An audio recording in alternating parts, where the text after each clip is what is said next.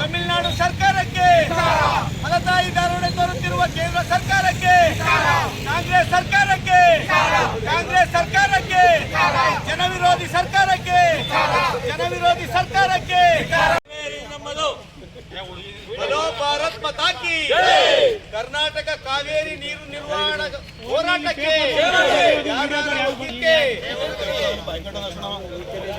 ನಿರ್ವಹಣಾ ವಿಚಾರವಾಗಿ supreme court 2018ರಲ್ಲಿ ತೀರ್ಪನ್ನು ಪ್ರಕಟಿಸಿದ್ದು ಪ್ರಸಕ್ತ 12,500 ಕ್ಯೂಸೆಕ್ಸ್ ನೀರನ್ನ ಪ್ರತಿದಿನ ಬಿಡಬೇಕು ಅಂತೇಳಿ ತಮಿಳುನಾಡಿನ ಆಕ್ಷೇಪಣೆಯ ಮೇರೆಗೆ ಕರ್ನಾಟಕಕ್ಕೆ ಸುಪ್ರೀಂ ಕೋರ್ಟ್ ನಿರ್ದೇಶನವನ್ನು ನೀಡಲಾಗಿದ್ದು ಕಾವೇರಿ ಕೊಳ್ಳದಲ್ಲಿ ಬತ್ತು ಹೋಗಿದ್ದು ಇಲ್ಲಿಯ ಭಾಗದ ಜನರಿಗೆ ಬೆಳೆ ಬೆಳೆಯುವುದಕ್ಕಿಂತ ಬದಲಾಗಿ ಕುಡಿಯೋದಕ್ಕೆ ನೀರಿಗೆ ಕೂಡ ಸಮಸ್ಯೆ ಆಗಿದೆ.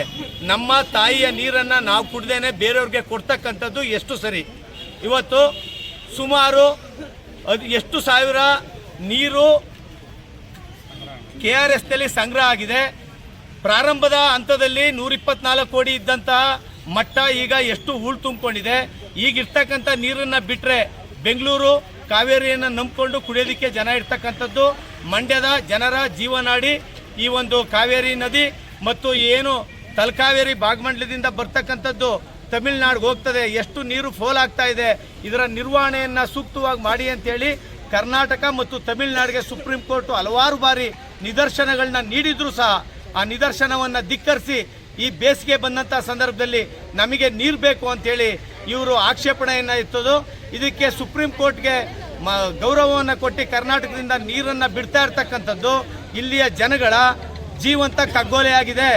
ಈ ಒಂದು ವಿಚಾರವನ್ನು ಖಂಡಿಸಿ 17ನೇ ತಾರೀಕಿಗೆ ತೀರ್ಪಿದೆ ಸುಪ್ರೀಂ ಕೋರ್ಟ್ನಲ್ಲಿ. ಆ ತೀರ್ಪು ವ್ಯತಿರಿಕ್ತವಾಗಿ ಬಂದರೆ ಕರ್ನಾಟಕ ಜನಗಳ, ಅದರಲ್ಲೂ ಕಾವೇರಿ ನೀರನ್ನು ಕುಡಿತಕ್ಕಂಥ ಜನಗಳ ಒಂದು ಮರಣ ಹೋಮ ಆಗ್ತದೆ. ಹಾಗಾಗಿ ಈ ವಿಚಾರವನ್ನು ಕರ್ನಾಟಕ ಕಾಂಗ್ರೆಸ್ ಸರ್ಕಾರ, ಯಾಕೆಂದರೆ ಬೇರೆ ಟೈಮ್ನಲ್ಲಿದ್ದಾಗ ಆಕ್ಷೇಪಣೆಯನ್ನು ಎತ್ತುತ್ತಾರೆ, ಈಗಿರ್ತಕ್ಕಂಥ ಮುಖ್ಯಮಂತ್ರಿಗಳಾದ DK ಶಿವಕುಮಾರ್ ಅವರಿಗೆ ಮತ್ತು ರಾಜ್ಯಪಾಲರಿಗೆ ನಾವು ಮನವಿಯನ್ನು ಮಾಡ್ತಾ ಇದ್ದೀವಿ. ಸರ್ಕಾರ ನಮ್ಮ ಅಧಿಕಾರ ಮುಖ್ಯ ಅನ್ನೋದಕ್ಕಿಂತ ಹೆಚ್ಚಾಗಿ ಇಲ್ಲಿಯ ಜನಗಳ ಜೀವನ, ಇಲ್ಲಿ ಜನಗಳ ರೈತರ ಭಾವನೆ, ಇಲ್ಲಿ ಬೆಂಗಳೂರಿನಲ್ಲಿ ಇರ್ತಕ್ಕಂಥ ಜನಗಳಿಗೆ ಕುಡಿತಾ ಇರ್ತಕ್ಕಂಥ ನೀರು ಎಷ್ಟು ಮುಖ್ಯ ಅನ್ನೋದನ್ನು ಮನಗಂಡು ನಮ್ಮ ಏನು ಸರ್ಕಾರದ ಪರವಾಗಿ ವಕೀಲರಿದ್ದಾರೆ ಅವರು ಆಕ್ಷೇಪಣೆ ವ್ಯಕ್ತಪಡಿಸಬೇಕು. ನಾವು ಯಾವುದೇ ಕಾರಣಕ್ಕೂ ಕೂಡ ಅಧಿಕಾರ ಹೋದ್ರೂ ಕೂಡ ನಾವು ನೀರನ್ನು ಬಿಡೋದಿಲ್ಲ, ನಮಗೆ ನಮ್ಮ ಜನಗಳು ಮುಖ್ಯ ಅಂತಕ್ಕಂಥ ವಿಚಾರವನ್ನು ತಿಳಿಸಿ ಅಂತೇಳಿ ಇವತ್ತು ಕರ್ನಾಟಕದಾದ್ಯಂತ ಹಲವಾರು ಸಂಘಟನೆಗಳು ಇವತ್ತು ಒಂದು ಮುಷ್ಕರ ಮಾಡ್ತಾ ಇದ್ದೇವೆ. ಈ ಮುಷ್ಕರದ ವಿಚಾರವಾಗಿ ನಮ್ಮ KR ವಕೀಲರ ಸಂಘದ ಹಳೆ ಕಮಿಟಿಯ ಸದಸ್ಯರುಗಳಾದಂಥ ಮೂರ್ತಿರವರು, LV ರವಿಶಂಕರ್ ರವರು, ಅರುಣ್ ರವರ ನೇತೃತ್ವದಲ್ಲಿ ಸರ್ವ ಸದಸ್ಯರುಗಳನ್ನ ಒಳಗೊಂಡಂತೆ ನಾವಿವತ್ತು ನ್ಯಾಯಾಲಯದ ಕಾರ್ಯಕಲಾಪಗಳಿಂದ ಹೊರಗುಳಿದು ಈ ಒಂದು ಮುಷ್ಕರಕ್ಕೆ ಬೆಂಬಲವನ್ನು ನೀಡಿದ್ದೇವೆ. ಇಲ್ಲಿ ಕಾವೇರಿ ಹುಟ್ಟಿರ್ತಕ್ಕಂಥದ್ದು ನಮ್ಮಲ್ಲಿ ನಮ್ಮ ಮನೆಯ ಮಗಳು. ನಮ್ಮ ಮನೆಯ ಮಗಳನ್ನು ನಾವು ನಮ್ಮ ನೀರನ್ನು ತಮಿಳುನಾಡವ್ರು ಕುಡಿದು ನಮ್ಮ ಜನಗಳಿಂದ ಬದುಕಿ ಕರ್ನಾಟಕದ ಜನಕ್ಕೆ ವಿಷವನ್ನು ಉಣಿಸ್ತಕ್ಕಂಥ ಒಂದು ಆಕ್ಷೇಪಣೆಯನ್ನು ಎತ್ತಿರ್ತಕ್ಕಂಥ TVK ಮುಖ್ಯಸ್ಥರು, ಮುಖ್ಯಮಂತ್ರಿ ಆಗಿರ್ತಕ್ಕಂಥ ವಿಜಯರವರಿಗೆ KR ವಕೀಲರ ಸಂಘದ ಪರವಾಗಿ ಧಿಕ್ಕಾರವನ್ನು ಕೂಗ್ತಾ ಇದ್ದೇವೆ. ಜೊತೆಗೆ ವಿಜಯ್ ಅವ್ರಿಗೆ ಕರ್ನಾಟಕ ಕಾವೇರಿ ಹೋರಾಟ ಸಮಿತಿಗೆ, KR ವಕೀಲರ ಸಂಘಕ್ಕೆ, ಮಾನ್ಯ ಮುಖ್ಯಮಂತ್ರಿಗಳಾದ DK ಶಿವಕುಮಾರ್ ಅವರಿಗೆ ಮನವಿಯನ್ನ ಮಾಡ್ತಾ ಇದ್ದೇವೆ.